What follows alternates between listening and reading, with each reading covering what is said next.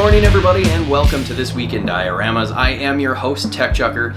If you aren't familiar with how this show operates, every week I go through Instagram looking for the coolest looking dioramas, and I showcase them right here on the show.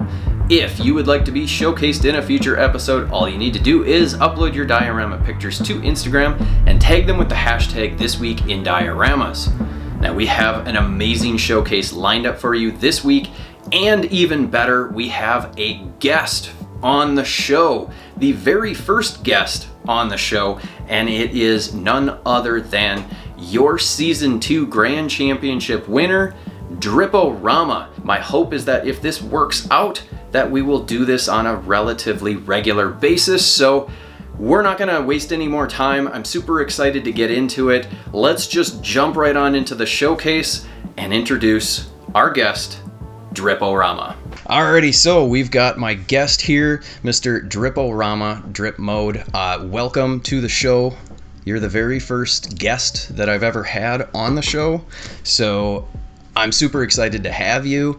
I know that a lot of people are excited to get to know you a little bit more, even though they probably know you from, your YouTube channel and your Instagram channel. But why don't you tell us a little bit about yourself, and then I have a few questions before we get into the showcase this week. For sure. Well, first, thank you for having me. I mean, definitely been a fan of your channel. Always watch basically the community. So you're basically one of the glues of the community where we're getting to know each other just because you're showcasing us. So definitely a big shout out to you. In regards to me, I guess background. So I guess I could start out with everybody asking one of the most common questions was like, does this guy do this for a living? And the answer is yes, I do this for a living. I'm a designer. I guess my Clark Kent hat. I'm a designer during the day. Also have a huge background in multimedia. So from green screen, from multicams, live broadcasting, music videos, documentaries, whatever service anybody needs, I have experience in that. So that's probably why my videos are a little bit more structured, making sure that at least the information is engaging for the viewers and also just entertaining overall. So that's a little bit of background about me. In regards to the diorama world, I would say I started 4 years ago. The reason for it was like I did a really big change in my life. I moved from Miami, Florida. I lived in Miami for like 30 years. Oh, wow. And then I moved over here for my career led me to Austin, Texas. And it's a big culture shock. It's completely night and day, Miami and Austin, Texas. So still big personalities though. Yeah. Oh yeah. Yeah. Miami is it's a big music video, I would say. Sure. It's you got the beaches, beautiful multicultural people, and just a very live, aggressive environment where Texas is more laid back. Oh, okay. Very that southern comfort, southern hospitality. Everybody's super sweet and nice. Something that I'm not even used to it myself. Like I have people like, hey, what's going on? And I'm like, what do you want? But it's just that's how they are over here. So, So with that being said, a lot of my hobbies aren't here. I used to really be in the dancing community. Okay. A lot of different scenes for like Jamaican music, break dancing, salsa, merengue, and over here in Texas, that's not really the scene. Sure. So I was trying to find a new hobby, and I've always collected toys. It's just I kind of took a step back. As you start getting older, you start focusing on life more, and that hobby becomes more of a luxury, and it wasn't my focus at the moment. So coming to Texas, I basically brought it back to life, or just adopted it again, and dusted all my toys. I had them all in boxes for a while, and then just brought them back to life. And then NECA came out with the 1/4 scale Michelangelo. Okay. And it just started from there. I just saw that, like, I couldn't believe we finally have a toy that represents exactly my favorite version of the Ninja Turtles. So I just nerded out, and then from there, just started getting curious with people that were collecting the same toys, and I saw this one individual that he built. I didn't know what it was at the time. You know, it was a diorama, but it was in 1/4 scale. It was huge, and it was just like, it just blew my mind. It was a sewer, and I was just like, what? Like, where do I buy this? And then the guy's like, no, you don't buy it. I made it. And I was like, you made it? And that's just caught my attention. And then I started doing my research, looking up other people that have been in the game for a while. One person that I'll definitely give a shout out, because I definitely started with looking at his work and then started dabbling with other people's work, was Al Figures. Oh, yep, yep. He was the one that basically got, it was the first one that I saw with some different tutorials and what have you. Yeah, I always call him the godfather of dioramas. I don't know if he even would like that, but that's how I reference him. Yeah, definitely. I do agree with you on that, because at the time when I first saw him, he already had I think good 8 years under his plate. So just was going over basically it went over his channel, and the one episode that really just triggered just this whole obsession was he was talking about foam. And I didn't understand that. Like, wait, what? We could buy this pink foam at Home Depot, and that's it. Sky was the limit. I mean, I was more intimidated. Like, oh, I gotta use wood, and I gotta buy these tools, and sure. So I went from there, and then just it became my church. It became just like my hobby as I was getting to get comfortable with Texas. Sure. So that's a good transition into. So I asked you to send me a picture of your very first diorama that you made, full diorama, and so we'll go ahead and share that. And actually, while I do that, I promised you I would share my screen so that you can see. Oh, you should already be able to see it. Yeah. Awesome. So walk me through this. So obviously we've got Teenage Mutant Ninja Turtles in here. Number one, what was it that made you decide to do a sewer? You talked a little bit about some of your influences. Tell us a little bit about this. So one thing, was just getting excited that I got the Ninja Turtles. So the first thing you think about Ninja Turtles, you think about the sewer. And as I was learning, one of the first steps to learning how to do dioramas is doing brickwork. Sure. Yep. So I was doing some trial and error before I invested into this one. Just practicing on just the brickwork, and then understanding what were the scales. That was a big learning thing for me. I didn't understand. Even though I collected toys, I never focused on scale. Yeah. And just started to just make sure that things were anatomically correct, things were looking really good, and then something that's iconic that someone could just grasp real quick when they look at it. And then also let the figures also have its, if you look at it, there's no conflict of is the toy taking over the diorama, or is the diorama taking over the toys? And I feel like there's an equal balance.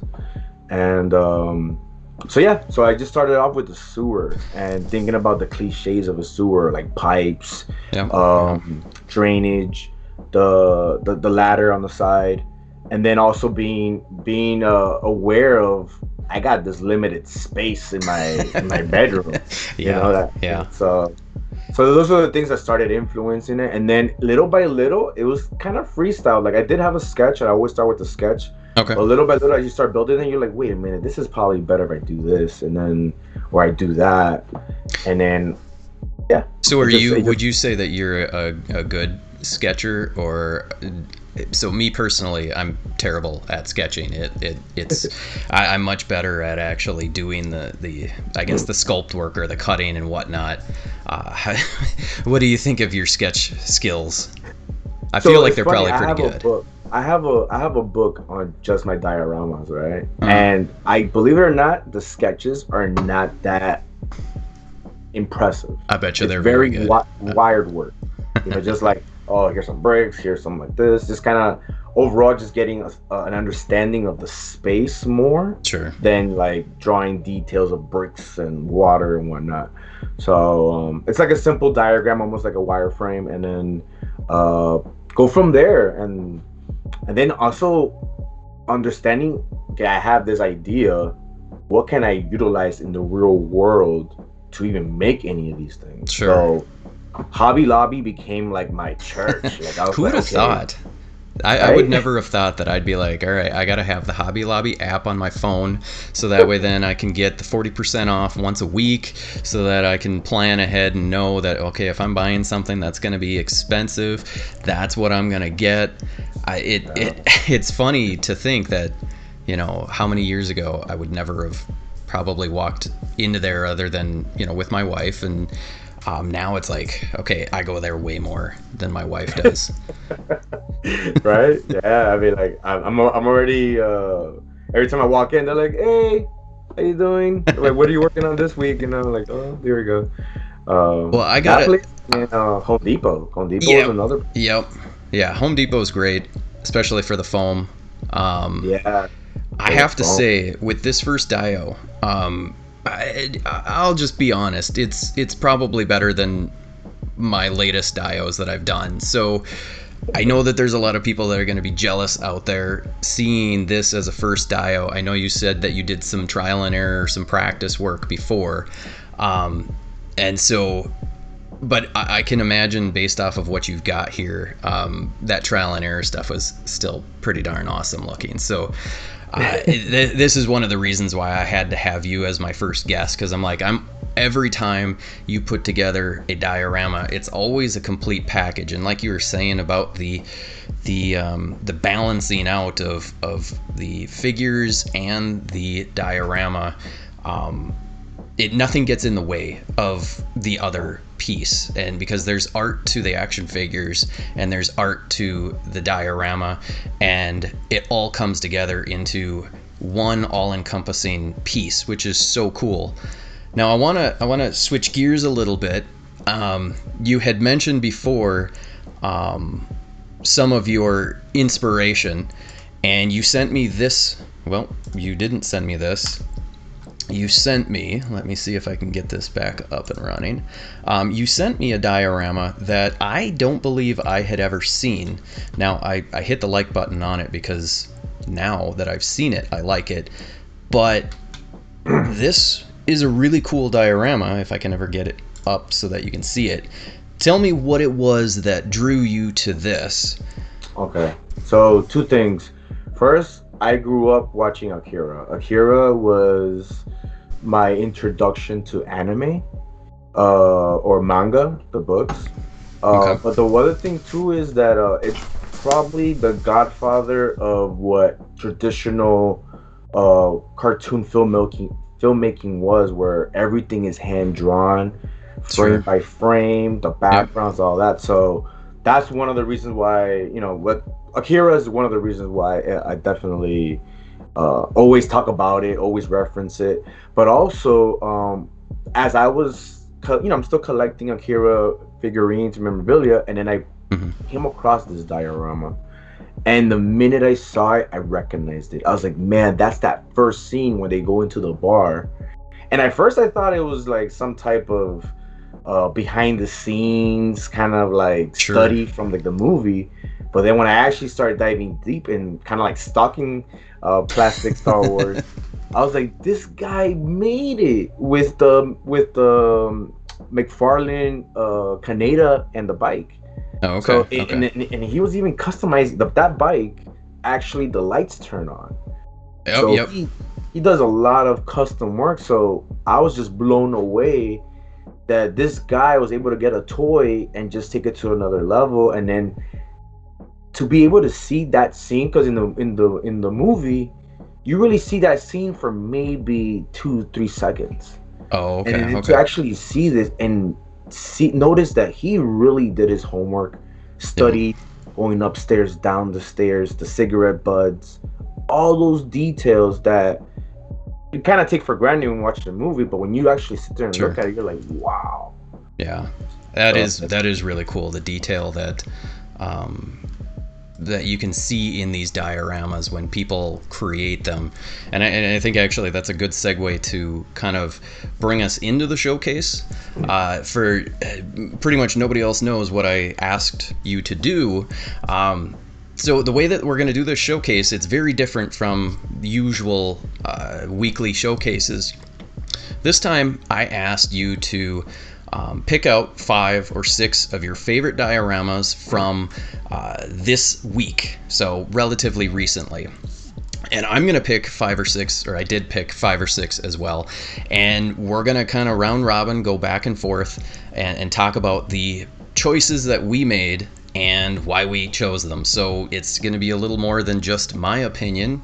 We'll talk about each one. So less dioramas this week, but more conversation about it, I hope, and I think it's going to be kind of exciting to see. I'm very interested in your thoughts on these dioramas, so we're going to jump right on into it, starting off with your first one.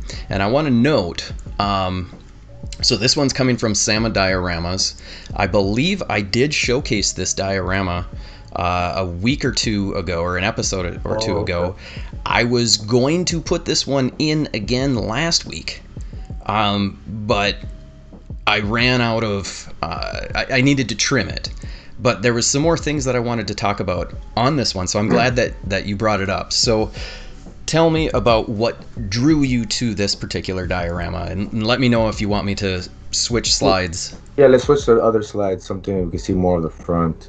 Well, the one thing that I liked about this one was you could tell that the person that is I believe his name is Sama, he's having fun.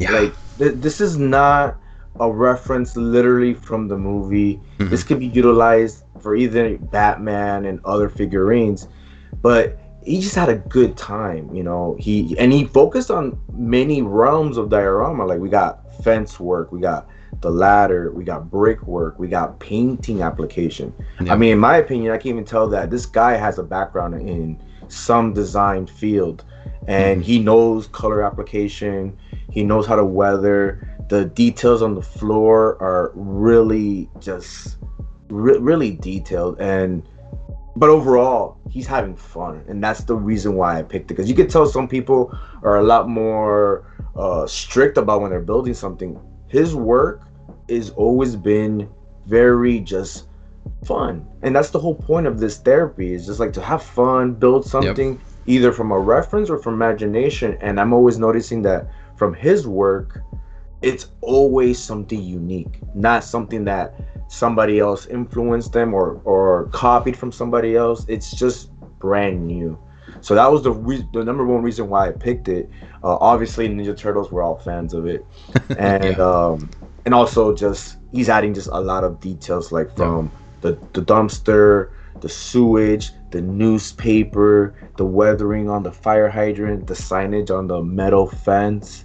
I mean, it's just, he did a great job. Yeah, I would say the details, the attention to details for getting a realistic look is just insane on this. And like you said, this could be, you could put pretty much any figure in front of this, and the only way that you really know that this was a turtle display is the WTRL3 sign. And I can't remember, I think there might be some turtle stuff within some of these, like the newspapers. I can't remember if this is the one that had some of the turtle like news clippings on these newspapers.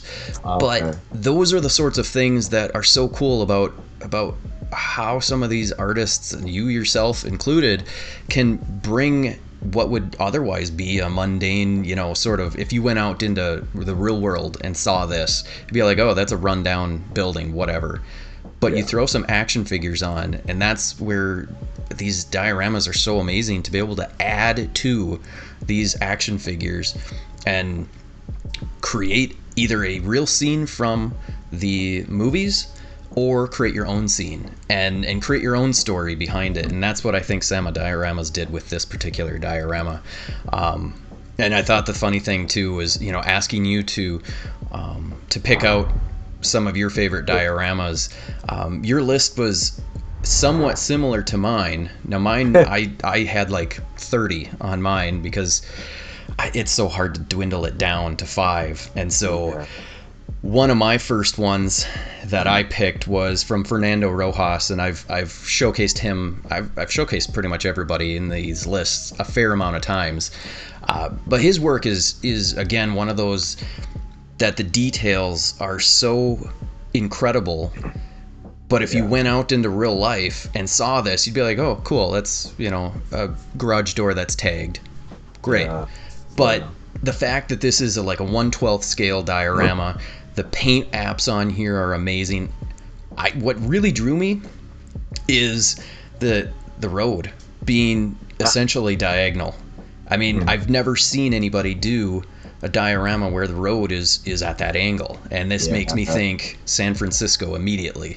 And I don't know if that's necessarily, he's out of Mexico City, Mexico, so perhaps this is something out of where he's from.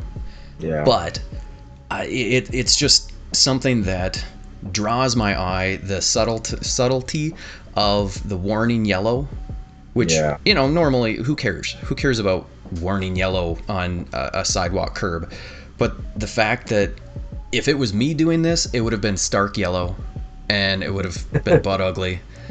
It is just the skill set on this is amazing, and day in and day out, every week. Sometimes I don't even know if I'm showcasing the same diorama over and over again. It's like, well, I don't care. Some of these are just so amazing that I gotta showcase it. And then the pictures too. The fact that it's lit well.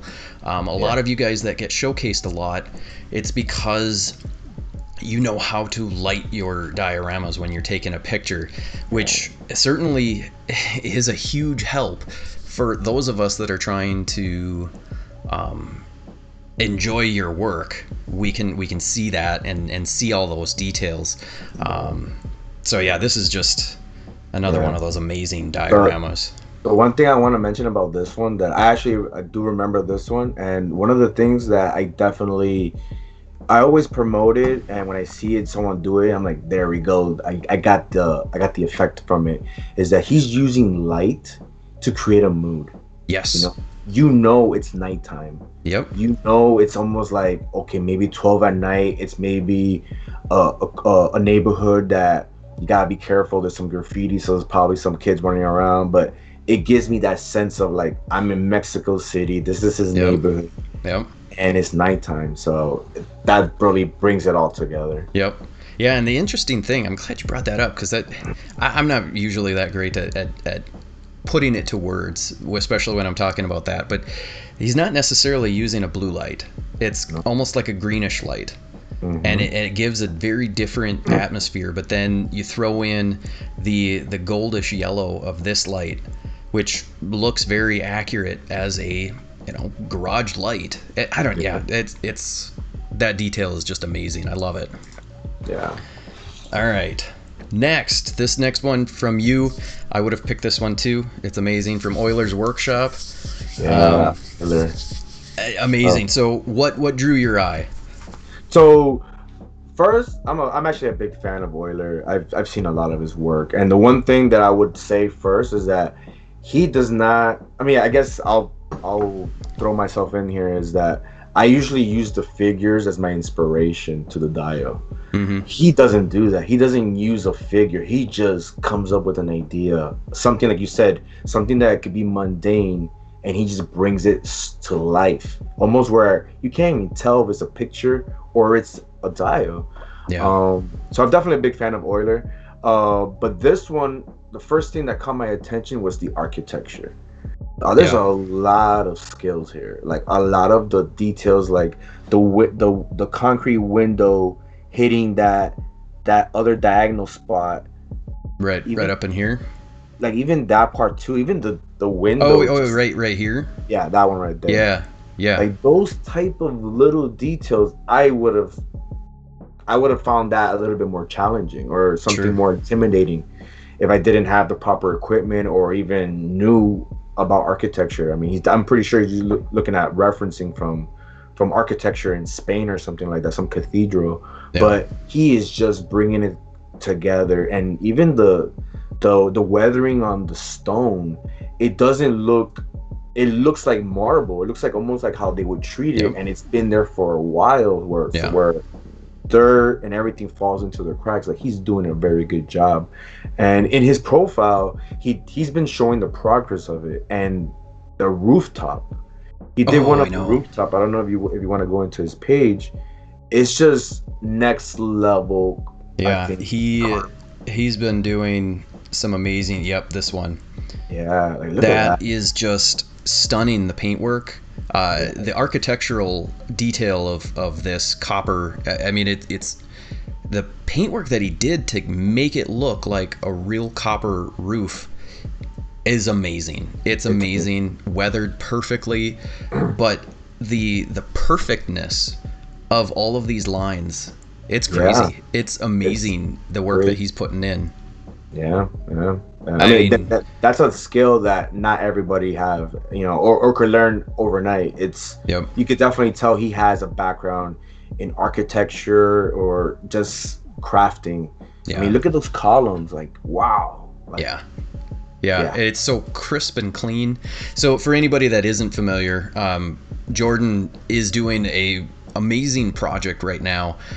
It's called the Tiny Art Experiment, where he's invited tons of diorama artists to participate in basically a giant 1/18th scale diorama, where we all are putting in our little piece to put towards it. So check him out on Instagram. He's a fun guy. He's got a YouTube channel as well, and he's been putting out some really good tutorials.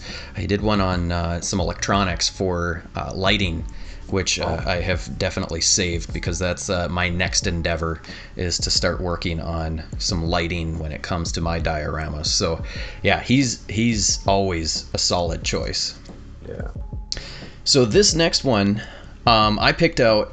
I'm not sure if I've showcased this person or not before. So Fanorama, abandoned power station. What drew me to this was mostly the weathering on it.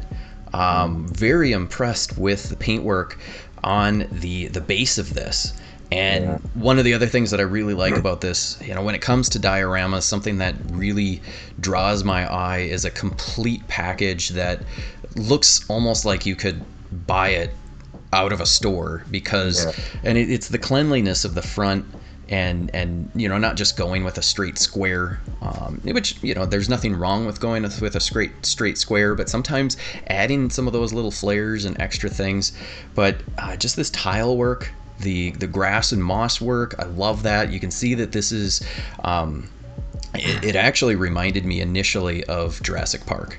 That was what I was thinking, is one of the control rooms in the Jurassic Park. But let's see, space movie, Gray Series play. I don't know what this is. And that's where so often when I'm doing the show, I'm like, oh crap, I should have read up on some of these. But sometimes it's really just let the art speak for itself, and whether I get the title right or not, I don't know if I care, because I really like the paintwork on this. Yeah, and I like there's a merge of two worlds. You got the technology world that once existed, and then nature coming in and taking over taking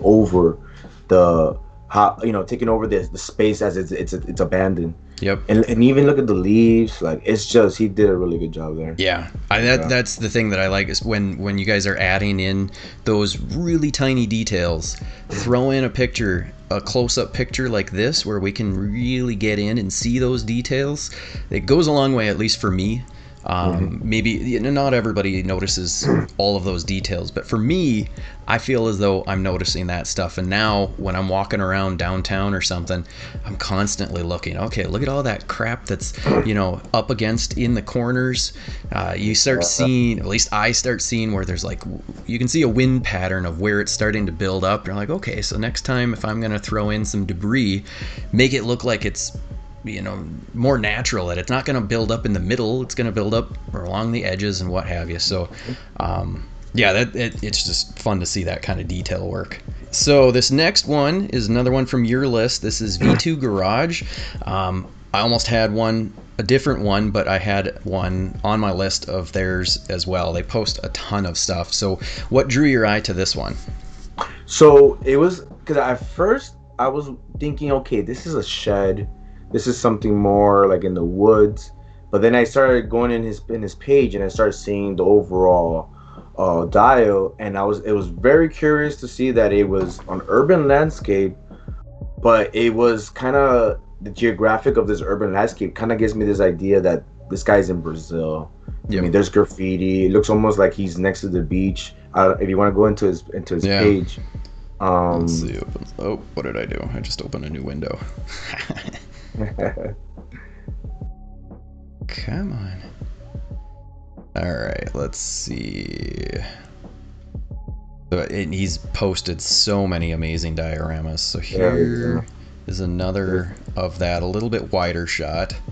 Yeah, he has another one you can see frontal, but I mean, you can see there's a surfboard, there's some graffiti. So it's telling me, okay, this is probably Here we go. Like South America. I want to say it could be. So his profile says Kuwait, but wow. I don't know. I've never been to Kuwait, so I don't know. Yeah. But yes, I would have thought South America as well.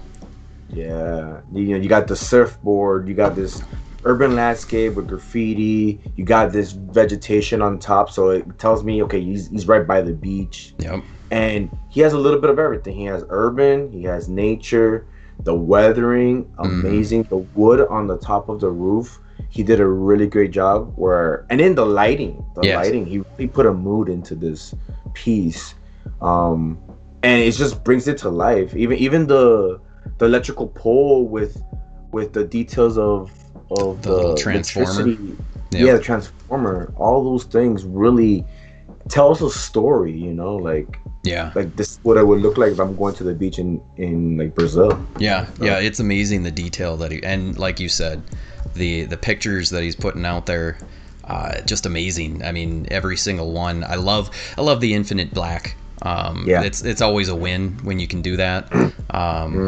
It takes a fair amount of skill if you're gonna get that in camera, because you got to understand your lighting. You can't get any real light spill on your backdrop, otherwise you're gonna kill that effect. Otherwise you have to figure out Photoshop All right, so let's move on to my next one. This is coming from Dwayne Shoots Toys, and this was actually shared to me by Plastic Addict. And this thing is he had a video. I don't know if it's still on his profile or if it was just a story, but he showed some of the behind the scenes of building this, because he made this entire soundboard from scratch. Wow. All of these little things are made from scratch, and it's 1/6 scale. It's insane. Some of these, so these are, I assume, are 3D printed, painted them up. Looks awesome. Here we go. This is sick. Yeah. This is amazing. I love the details that they threw in here. It's I can't get over all of these little individual things painted. The knobs, it's so clean. It's obviously very unique. That's the other thing that draws my eye. I really like unique dioramas that I've never seen. And sometimes the uniqueness is brought about by the figures that you build it around. Who would have ever thought Grogu and the Mandalorian sitting in a sound booth? Well, the one thing I like about him is that this guy has a sense of humor. Like, I've seen a lot of his work, and it's not like anybody else. Like, he comes up with the concept first, the idea, and then he puts the story together, and it's like, wait a minute, this is not Star Wars, and it's like, what are you recording? So there's a lot of fun going on here, and I definitely give him an applause for being that creative. It's insane. I love it. This is what makes me keep wanting to do the show week in and week out. It's these creative people that just blow my mind with things that I would never have thought of. And So that's why I usually stick to, I'm going to copy a building that's already out there, because then I don't have to make up as much things, and I'll leave the creative stuff to everybody else. Yeah. All right, so going to your next one, Joker_laugh_. I know that we showcased them because I recognize this backdrop. They had a Deadpool one last time. So what drew your eye to this one? So one is just the fact that we're stepping out of our traditional realms of like toys, right? Yep. So it's just, I always appreciated those people that work on train sets and World War II type of dioramas. Yep. And the one that caught my attention is, you know, we're telling a story around the vehicle and around these individuals. And the first thing that caught my attention was, okay, this is a period back in, you know, World War II maybe. Yep. And I believe he mentions that in the description. And it made me first think, wow, okay, this is during that period. Yeah, he said World War II in the hashtag. Yep. And the first thing it made me think is like, what are they talking about? What's going on here? What's the story? Because now I'm intrigued. You got this, vintage vehicle. You got these guys in uniform. You got a little bit of where they're at, the dirt, the grass, even the rust on the vehicle. It's taking me back to a day. And then he has this nice title here, I Shoot Him Down. And as I was reading his description, I was like, what does that mean? Like, I wonder what's the story about. And then he actually tells you that it's the pilot in the back. He is informing the driver that he was responsible for this part of a mission. Sure. And I was just like, man, this is really cool. There's a lot of storytelling here, and I like that kind of complements what he's doing versus just a car on there with some characters. Yep. It really just brought it together, and it took me back. Yeah. It's a good storytelling piece, and that's what I like about it. Yeah, the terrain is amazing. You know, it really looks realistic, and same with the vegetation. It's that, like you said at the top of this one, I love seeing these different types of dioramas that don't necessarily fit into the action figure world. That's why I like the Warhammer, the trains, and these sorts of World War II model kits and whatnot. It's just it's the skill set that I love seeing, and the realism and the different takes that people have. It's so much fun, and there's so many different communities that don't necessarily maybe know about all of the other communities. I've had some folks from the Warhammer community, they're like, oh, I had no idea that there was a bunch of other people doing this. So it's just fun to try and bring everybody together, whether we all like action figures or not. It's kind of irrelevant to me. Yeah, exactly.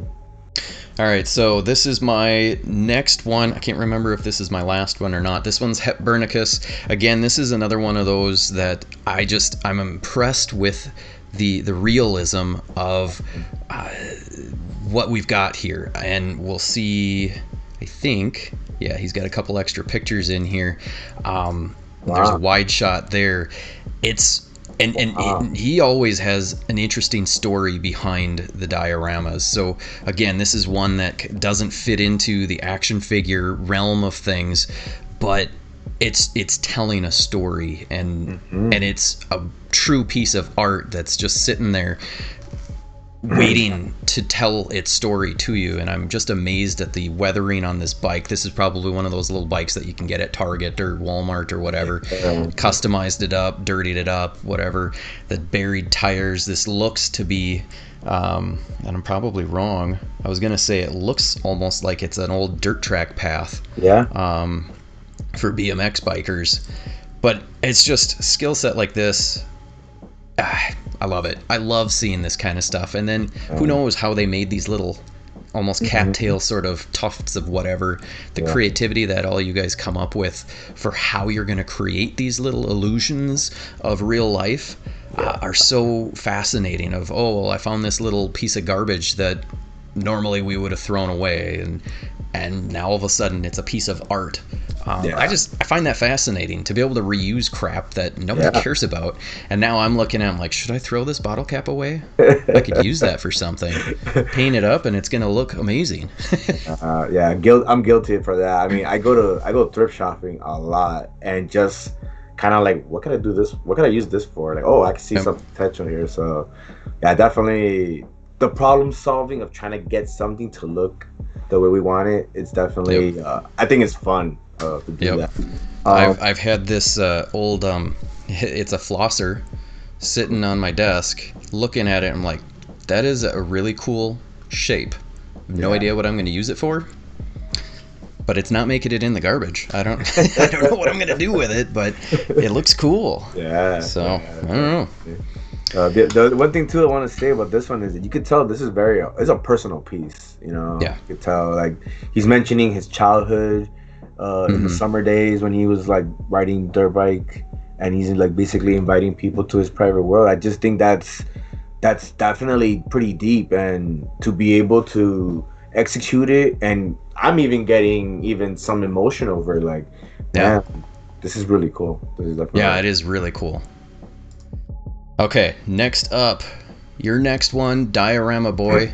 I just got to say it first off, I don't know how this dude manages to put out a diorama. It seems like a diorama every other day, and they're all bangers. It's just amazing. So I'll let you explain what drew your eye. So what drew my eye is the lighting. The lighting made me first think like, all right, you gotta be careful when you walk into this alley. You don't know what's going on. It gives me this eerie feeling, but also it's kind of beautiful of its just how simple it is, but how all these details just kind of bring in that mood that this could be an alley or some building that this graffiti writer came and he just took the opportunity to do a quick little piece. And I grew up doing graffiti, so it definitely talks to me where, like, I mean, I remember when I used to sneak into an abandoned building or, vandalize a building late at night and just kind of like that eerie feeling, like, maybe make sure I don't get caught or just, so that's what caught my attention, because this is a very simple dial, but that's not what's the focus. The focus is that he brought a mood into this diorama and introducing me to this world of its graffiti or if it's just urban landscape that he's trying to, I guess, imitate, almost like you will see in photography. So the dumpster, the bag, the garbage bags, the pieces of wood, even the looks like almost like a Heineken bottle in the middle of the thing.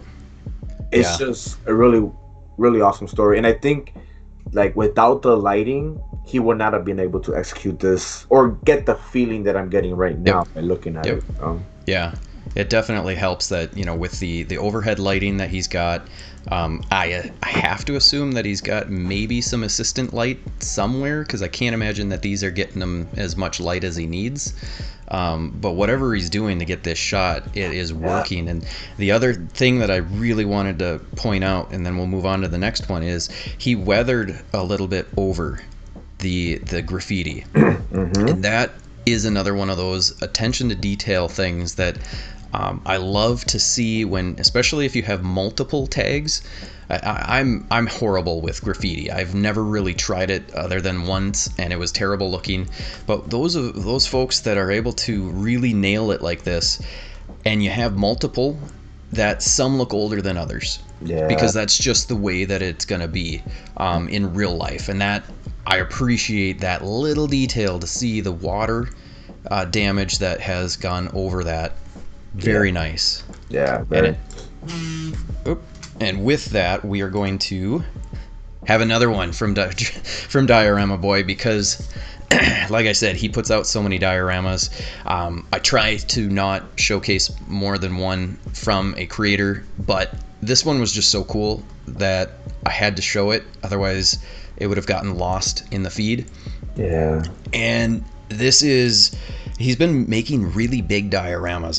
This thing's like 34 inches wide, which is massive. Yeah, that's pretty. And so to have these pieces that, I mean, this would be amazing for photography, to be able to bring this out, get some nice shots with a long wall.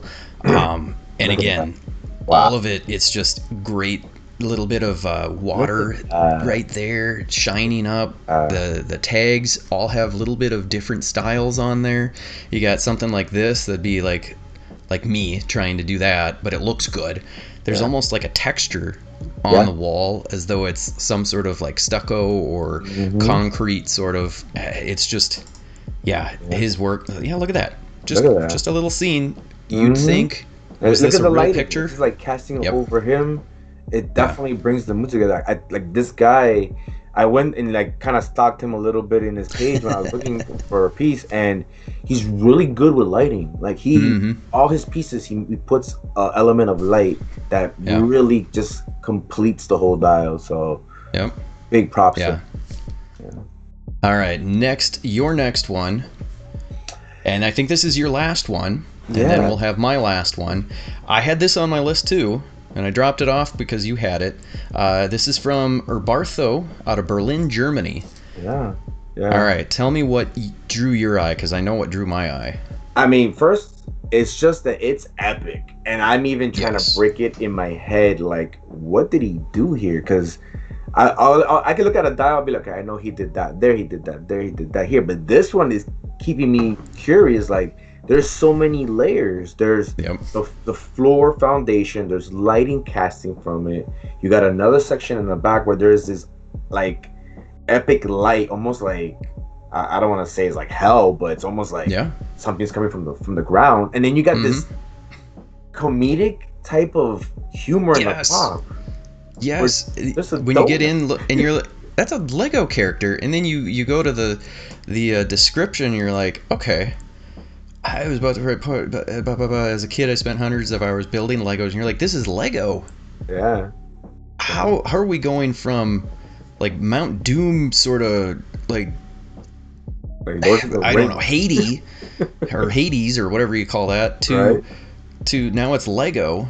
Yeah. What the heck is going on? It's donuts.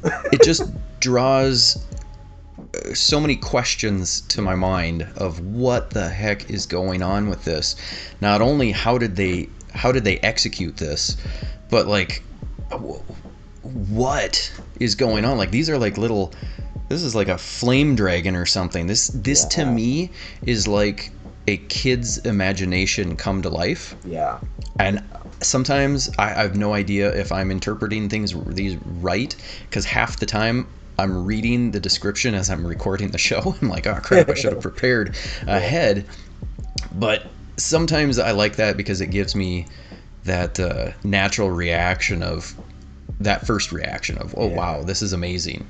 And this was going to definitely be in my list if it wasn't in your list. I would love to see some behind the scenes on this particular, and there might be some on their profile, so I'm likely to go check that out and see what is all this. And I love these little. I mean, I was looking into him, and he actually is a photographer, and he definitely plays into a certain genre of photography. And then when I saw this, I was like, whoa, he just pulls out a diorama out of nowhere. But the thing I like is that there's so many light sources. You got light coming from the bottom of the rocks, but then you got this blue light that contrasts with the red and the blue. It draws your eye, like it just looks. Well, it definitely shows that this is the focal point, but it's not necessarily intended to be your first focal point or your last focal point, because it's definitely pointing you down here, but up here is where you want to look, which is really cool. The only thing that I would say that would add to it is get some more light on this little creature. Maybe light up his eyes. I don't know if that would make sense to light up his eyes, but I didn't notice it until just now, but maybe that's the intent. And then it makes me wonder, like, what's up there? Because it takes you up there, and like there's this smoke and the light shimmering down. So I'm curious of his imagination. Like, what is this? And I think that's the intent, is what is the story? Like, we want to know what the story is more, and so it's fun to see dioramas like this where you're like, I need more. I mean, who wouldn't want that to be the result of your work? It's people wanting more. All right, so then my last one, this is coming from BTMA Cart. I'm always blown away by the detail work that they put into their dioramas. Again, this is one that isn't necessarily always action figure related, but you could certainly throw some action figures in there. It's got a very medieval sort of European feel to it, some old world architecture. The structure of this is insane. The paintwork is insane. The details are just immaculate. I mean, the cobblestone ground is amazing. Yeah, definitely. It looks very lifelike, almost like he even applied how you would apply it in real life. Like he looks like he actually did it in a miniature scale, where he's putting each brick and he's putting stucco or filling over. Like he's practicing the practices that you would do if you would build this building in real life. So and that I very much appreciate it. It's a work in progress still. He hasn't gotten the roofs finished. I usually try to only showcase completed ones, but sometimes when they're so good and it's not even done yet, I'm like, all right, I gotta talk about it because it's amazing. I mean, you just look at the detail with the paint for each individual stone. I mean, you can usually tell a newbie with their paint apps, that just discovered dry brushing, myself probably, is you're looking at it and you're like, okay, I can tell that they were dry brushing. This doesn't look like it was dry brushed, even though it may have been, but it doesn't have that look of I can see your brush strokes and I can see that you only use 2 colors, that sort of thing, which we all have to grow and work our way up towards learning how to make everything be cohesive and look natural. He's at that point where, I mean, this doesn't look like it was brushed.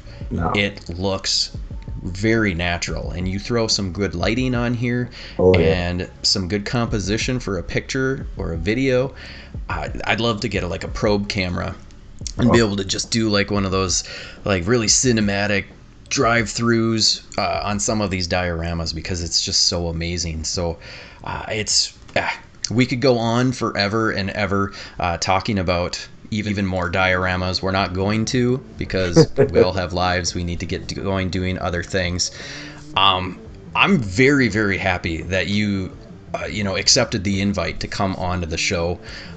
Thank you to everybody who posted dioramas this last week. I know we didn't showcase nearly as many, but that just means that I have even more to choose from for the next episode, so don't worry about that. But again, thank you so much to Driporama, Drip Mode. If you're not familiar with him, check him out on Instagram. He's at Driporama